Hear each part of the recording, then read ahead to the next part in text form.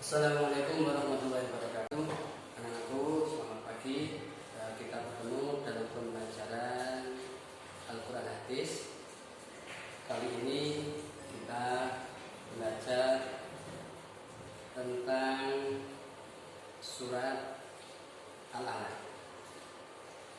Namun sebelum itu marilah kita berdoa kepada Allah Subhanahu wa taala, semoga pembelajaran kali ini diberikan kemudahan-kemudahan dalam memahami ilmu dan nantinya menjadi ilmu yang bermanfaat barokah bagi kalian semua.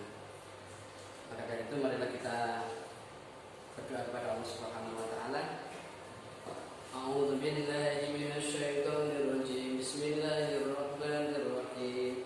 Alhamdulillahi rabbil alamin. Arrahmanir rahim. Maliki yaumiddin. Iyyaka na'budu wa iyyaka nasta'in. Ihdinas siratal mustaqim. Siratal ladzina an'amta 'alaihim ghairil maghdubi 'alaihim waladdallin.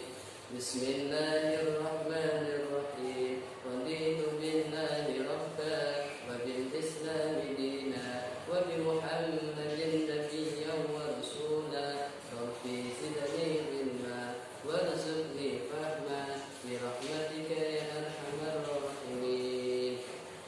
Baiklah anakku,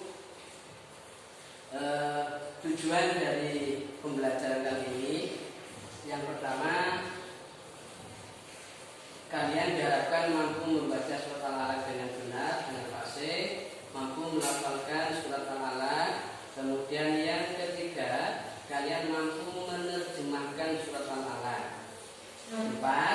Kalian mampu menjelaskan isi kandungan surat Al-Alaq.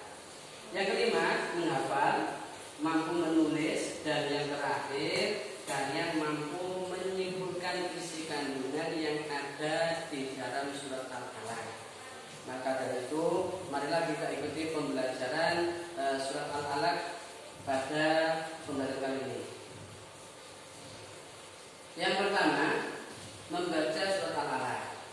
Kita tahu bahwa anak-anak, sebelum Islam datang, sebelum Rasulullah SAW, Nabi Muhammad kita diangkat menjadi Nabi dan Rasul, keadaan masyarakat peradaban bangsa Arab saat itu dikenal dengan peradaban atau zaman jahiliyah, penuh dengan kebodohan.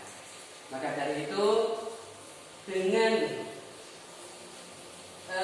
peradaban yang sedemikian rupa ini, Nabi Muhammad muda ini berkholwah, menyendiri, mengasingkan diri, bertakarub kepada Allah Subhanahu wa taala, yaitu di sebuah tempat yang disebut dengan Gua Hira. Nah, di dalam surat Al-Alaq ini anak-anak ada 1 sampai 5 ayat yang menjadi ayat pertama yang turun kepada Nabi Muhammad SAW melalui malaikat Jibril. Maka perhatikan dan lakukan surat Al-Alaq dengan tartil dan fasih. Seperti ini contoh pelafalannya.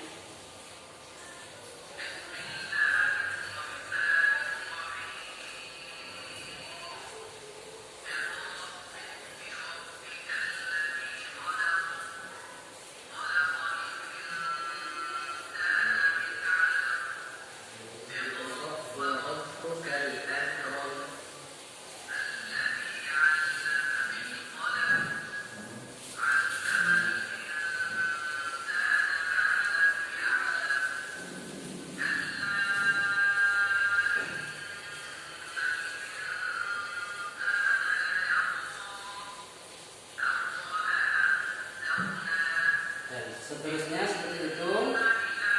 Karena selanjutnya, setelah kita mengetahui dan bisa melafalkan surat Al-Alaq dengan benar, dengan fasih, maka kita belajar tentang terjemah dari surat Al-Alaq. Iqra bismi rabbikal ladzi khalaq. Bacalah dengan menyebut nama Tuhanmu yang menciptakan. Khalaqal insana min 'alaq. Dia telah menciptakan manusia dari segumpal darah. Iqra wa rabbukal akram. Bacalah dan Tuhanmu lah yang maha mulia. Alladzi 'allama bil qalam, yang mengajarkan manusia dengan pena. 'Allamal insana ma lam ya'lam, dan mengajarkan manusia apa yang tidak diketahuinya. Anak-anak, ayat pertama sampai ayat kelima ini merupakan ayat yang pertama kali turun kepada Nabi Muhammad SAW, sekaligus menjadi pertanda bahwa Nabi Muhammad SAW diangkat menjadi Nabi dan Rasul yang terakhir, yaitu Nabi Muhammad memiliki julukan Khatamul Anbiya wal Mursalin. Selanjutnya ayat ke-6 sampai ke-7, 8 nanti bisa kalian pelajari, bisa kalian hafalkan dengan tartil, dengan tajwid yang bagus. Kenapa? Karena dengan membaca Al-Quran dengan tartil, tajwid yang bagus akan mendatangkan pahala. Selanjutnya, ini ayat terakhir, kalla la tuti'hu wasjud waqtarib. Sekali-kali tidak, janganlah kamu patuh kepadanya, dan sujudlah serta dekatkanlah dirimu kepada Allah Subhanahu wa Ta'ala. Anak-anakku yang soleh dan solehah, selanjutnya mari kita belajar tentang isi kandungan dari surat Al-Alaq. Surat Al-Alaq adalah surat yang ke-96 dari 114 surat yang ada di dalam Al-Quran. Selanjutnya, surat Al-Alaq turun atau diturunkan setelah surat At-Tin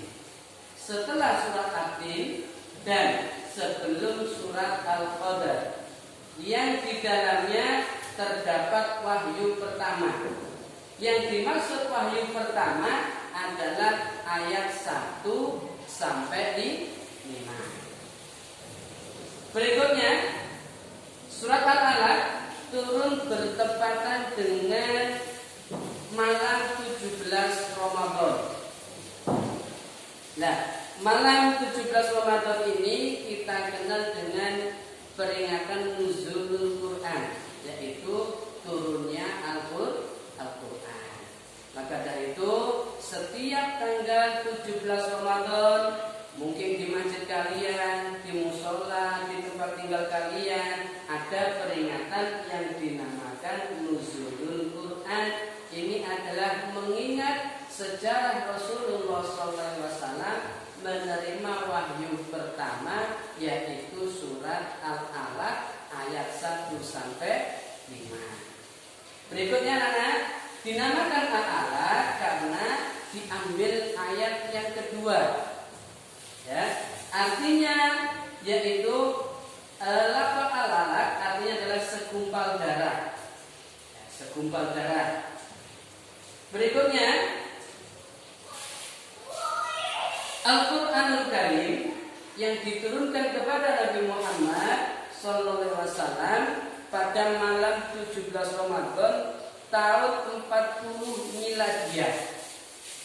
Ini merupakan bukti pengukuhan Muhammad muda sebagai Nabi dan Rasul Allah Subhanahu wa Ta'ala ketika beliau berkholwat, menyendiri, bertakarruf, bertahanus, memohon pertolongan kepada Allah Subhanahu wa Ta'ala beberapa malam di Gua Hira.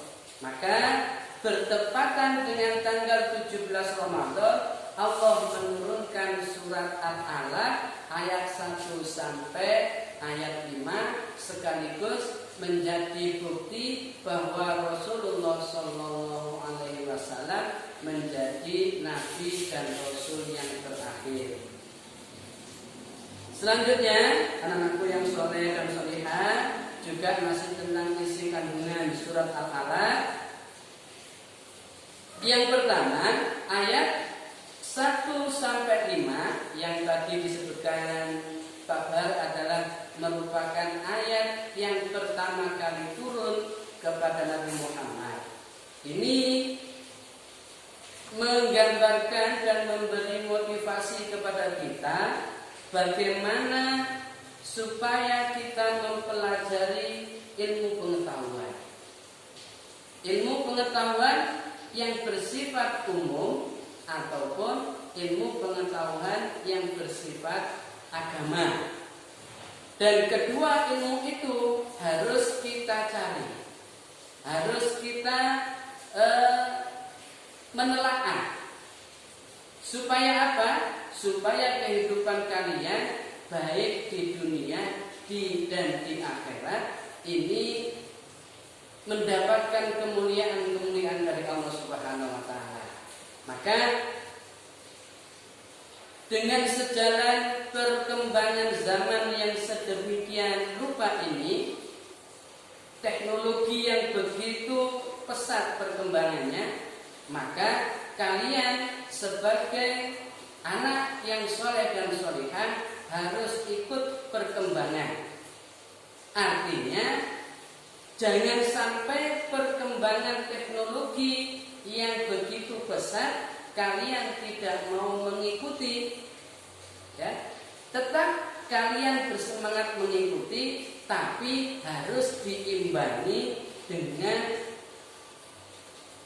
pondasi-pondasi agama supaya teknologi-teknologi yang ada itu bermanfaat buat perkembangan kalian nanti. Maka ilmu umum, ilmu pengetahuan yang bersifat umum dan ilmu agama ini harus seimbang. Artinya apa? Artinya kalian di dalam madrasah ini diajari ilmu-ilmu yang bersifat umum, baik itu bahasa Indonesia, matematika dan seterusnya, dan juga yang menjadi nilai tambah di madrasah kita di tingkat madrasah ibtidaiyah adalah selain mempelajari ilmu umum, kalian diberikan ilmu agama. Maka ilmu umum ini dengan ilmu agama harus serasi, harus sejajar. Bisa digambarkan ketika ilmu umum dan ilmu agama ini bisa berjalan dengan serasi apabila kita gambarkan dengan kaki kanan dan kaki kiri. Ketika ada orang berpendapat, wah saya mencari ilmu umum saja, berarti dia mempunyai, kalau digambarkan kaki kanan ilmu umum itu, berarti dia mempunyai kaki kanan, tidak mempunyai kaki kiri. Sebaliknya, dia berpendapat, sudah saya tak mondok, saya tak mencari ilmu agama saja tanpa ilmu umum, juga tidak sempurna. Maka kelebihan di madrasah kita selain mempelajari ilmu umum, juga mempelajari ilmu-ilmu agama. Ketika ilmu umum didukung dengan ilmu agama, akan menjadi sebuah kolaborasi yang sangat bagus dan nantinya akan menghantarkan kamu menjadi anak yang soleh, anak yang solihah, yang bermartabat dan bisa mengangkat derajat kedua orang tua kalian, bisa menyelamatkan kedua orang tua kalian. Maka sekali lagi, ilmu umum dan ilmu agama sama-sama penting. Kalian walaupun di madrasah sudah ada ilmu umum, ilmu agama, tetap ketika di rumah ngajinya, sholatnya. Anak-anakku yang sekarang di kelas 6, kalian sudah besar, Pak Bahar pesan kepada kalian supaya sholatnya dijaga. yang merasa dirinya sholatnya belum lengkap, maka harus dilengkapi. Ketika sholatnya sudah benar, maka nanti kalian hidupmu akan ditata oleh Allah Subhanahu wa Ta'ala. Anak-anakku kelas 6 yang soleh dan solihah masih tetapkan dengan surat Al-Alaq. Selanjutnya adalah ayat selanjutnya, berarti ayat 6 bercakap berikutnya, berisi tentang peringatan kepada Abu Jahal, yang mana Abu Jahal ini merupakan salah satu paman dari Nabi Muhammad. Nah, di situ Abu Jahal diterangkan atau sejarah turunnya, di antara sejarah turunnya surat Al-Alaq ini, Abu Jahal ingin menyiksa Nabi. Kalau di dalam Al-Alaq ini sampai-sampai Abu Jahal ini melarang Nabi untuk melaksanakan sholat. Abu Jahal mengancam untuk menginjak leher Nabi. Alhamdulillah. Sebegitunya Abu Jahal benci menghalang-halangi dakwah Nabi Muhammad SAW setelah Nabi Muhammad diangkat menjadi Nabi dan Rasul oleh Allah melalui atau ditandai dengan surat Al-Alaq ayat 1 sampai 5. Berikutnya diterangkan, namun kenyataannya ketika Abu Jahal melihat Nabi Muhammad SAW sedang melakukan sholat, maka beliau tidak sanggup dan tidak bisa menyentuh tubuh Rasulullah SAW. Anak-anakku, berikutnya isi kandungan surat Al-Alaq juga, manusia seringkali melupakan kenikmatan yang Allah telah berikan kepadanya. Maka Pak Bahar mengajak kepada kalian semua, marilah ketika kita diberi kenikmatan oleh Allah, entah itu kenikmatan apa saja, mari yang pertama kita syukuri. Yang kedua, setelah kita syukuri, mari kenikmatan itu kita pergunakan dengan sebaik-baiknya.